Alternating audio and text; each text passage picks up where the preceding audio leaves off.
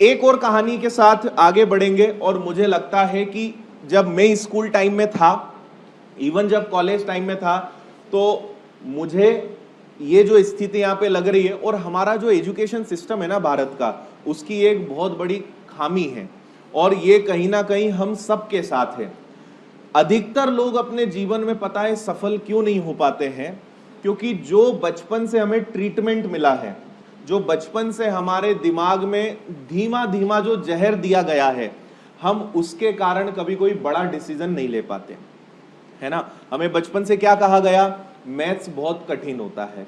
बचपन से क्या कहा गया? इंग्लिश बहुत कठिन होती है। पढ़ाया किसी ने अच्छे से नहीं, ना हमने पढ़ा, लेकिन हम हमेशा क्या कहते हैं? मैथ्स बहुत कठिन है, इंग्लिश बहुत कठिन है, और वगैरह वगैरह बहुत प्रकार की बातें हम करते हैं। मेरे साथ भी यही सिचुएशन थी। लेकिन जब जिंदगी के पड़ाव में आगे बढ़े तो पता चला कि यार चीजें आसान हैं, चीजें कठिन नहीं हैं। पर जो हमें हमेशा हमारे दिमाग में जो भर दिया गया, उसके कारण कभी हम कुछ सोचने समझने की स्थिति में ही नहीं रहते, है ना।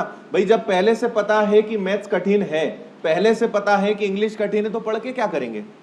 कठिन है तो समझ में तो आना नहीं है ना। ये हाथी और एक रस्सी की कहानी आप में से अधिकतर लोगों ने सुनी होगी, है ना। एक बार एक चिड़ियाघर में कुछ लोग जाते हैं और वो देखते हैं कि इतना बड़ा हाथी है और एक छोटी सी नाजुक सी रस्सी से बंधा हुआ है ना, चिड़ियाघर में। तो वहां जो इनकी रक्षा करता है, जो रखवाला होता है, उससे पूछते हैं कि ये हाथी तो कभी भी रस्सी तोड़ के भाग सकता है, और ये तो लोगों के ऊपर चढ़ सकता है, ये तो कुछ भी कर सकता है, तो आपने इसको इतनी पतली और नाजुक रस्सी से क्यों बांध के रखा है? तो उसने कहा कि ये कभी कहीं नहीं जाएगा, है ना। उन्होंने कहा ऐसा क्यों?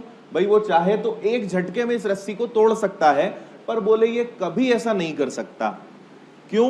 क्योंकि जब ये छोटा था तब से ही ये रस्सी इसके पैर में बंधी हुई है। जब ये छोटा था, शरीर छोटा था, ताकत कम थी, इसने बचपन में बहुत मेहनत करके देख ली, ये रस्सी इससे कभी नहीं टूटी। आज ये बड़ा जरूर हो चुका है, लेकिन इसको पता है कि ये रस्सी में नहीं तोड़ सकता। समझ में आई बात? और यही हालत हमारे साथ है ना। जो चीजें हमारे दिमाग में भर दी गई हैं, हम आज भी उन्हीं चीजों को लेकर बैठे हैं, है ना।